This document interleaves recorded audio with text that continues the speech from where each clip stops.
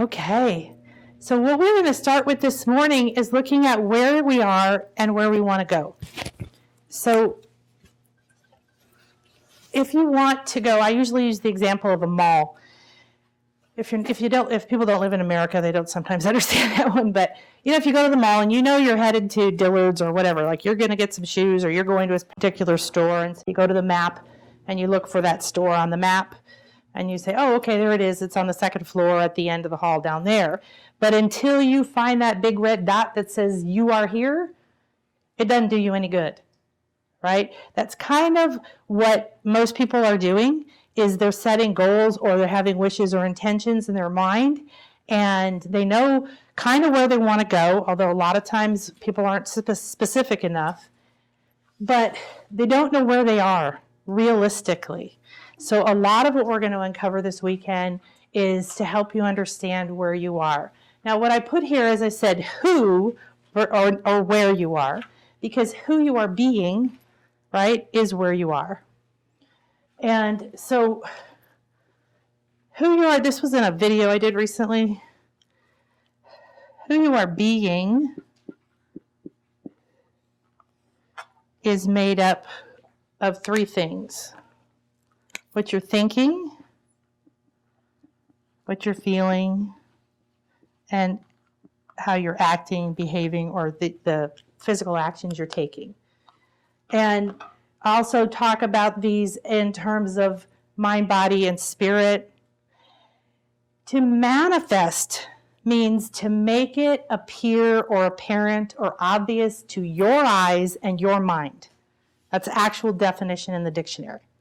So, in order to manifest more clients, more money, more love, a new house, whatever it is, right? It's not what we tend to think, like we have to strive and achieve and do all these things. Do we have to shift? Yes.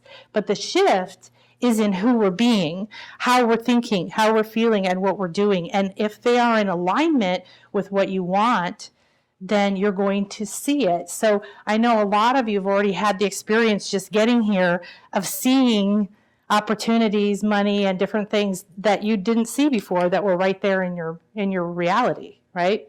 But you weren't thinking in a certain way. You weren't intending to look for it. You didn't have the desire to go step out of your comfort zone to get it, so you didn't see it, okay?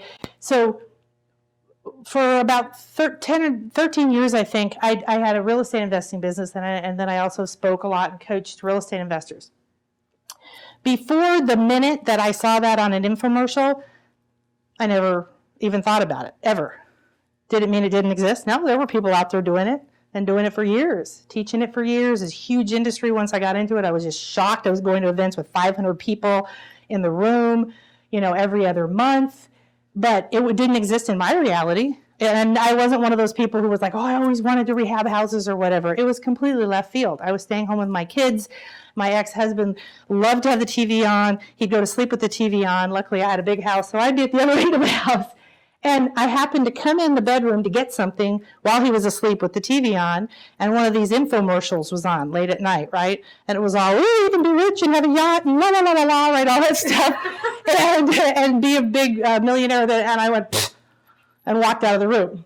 And the way I was raised was, if you buy things off of infomercials, that it's a scam, it's a ripoff, it's bad, it's tacky. So I never even considered looking at it. 7 nights in a row, I walked in the room and the same friggin' infomercial was on. Different times of the night. So probably day 3 or 4, I sat down and watched part of it. The next night, I watched a little bit more. And by the 7th day, I called them up. Now, that's a perfect example of, now that didn't come from me having an intention, other than my kids were about to go to school. They were 5. And I have twins. And I had sold my business when they were born, and I wanted to stay home with them.